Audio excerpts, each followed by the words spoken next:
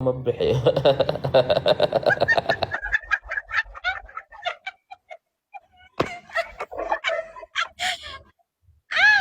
maxaa ka bixisaa أنا اللي صوت دون أنا catoosh boolada iyo gabdhaha aan ku wada ani ma ila imaanaysa ani haddaa i rabto waa inaa hanti iga dhiibtaa ناكتي إجعل وصوت البني haye okay maxaa kaa faa'iida marka haddaana geel iga bixinan maxaa kaa faa'iida ani adig أنا haa wax aabbaa iyo walaalka kuu qaban karina kuu qabana aabbahay walaalkii wax walba ii qabtaan cunto ay siiyaan guriga kiri iga bixiyaan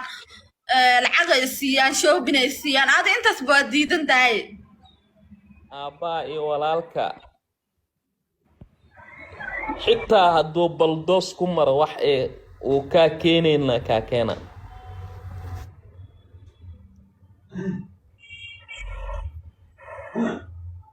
ma fahmin arrintaas yaa faraqa dad dadka cilmiga yaqaana cilmi baarayaasha weydii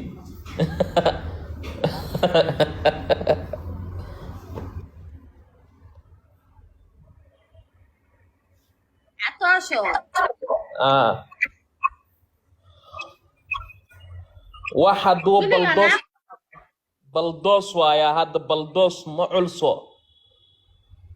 baldoos horta waxa la dhaha ma ka tahay maxaa weeye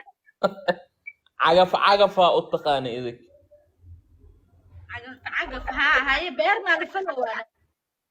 hadday ku marto waxayse kaa keenayni oo aabbaa iyo walaalka ay kuu qaban karin ani kuu qaban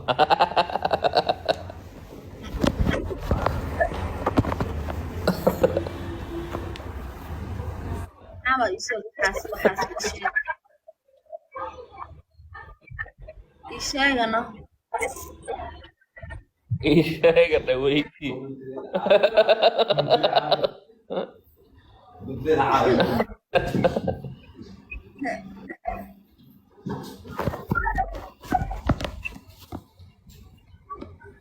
dhaylo dhahoyaan dhaylo dhaylo dhayla ma ah qalad wa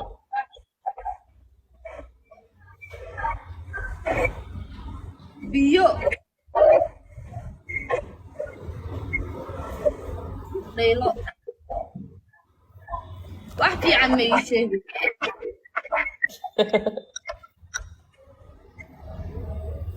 catoosho waxaa noogu sheekaysaa arooskaaga ugu horeeyay habeenkaas see xaaladaada ee noqotane oo maxaa la dhihi jiray oo markaa oo wiilka yar oo eedo bikrada eed habeenka ugu horeysane oo like oo bil lagu bikr jebinaay haweenkaas noogu sheekay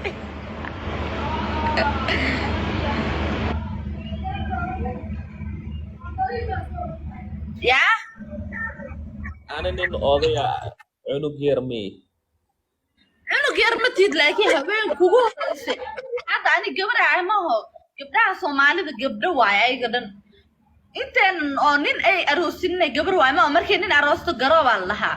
so haweenkaas noogu sheekay xaaladaada see noqotay ana weligay waa faraxsanaa waa faraxsaneed miya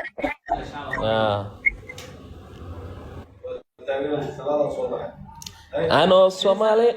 waliba qani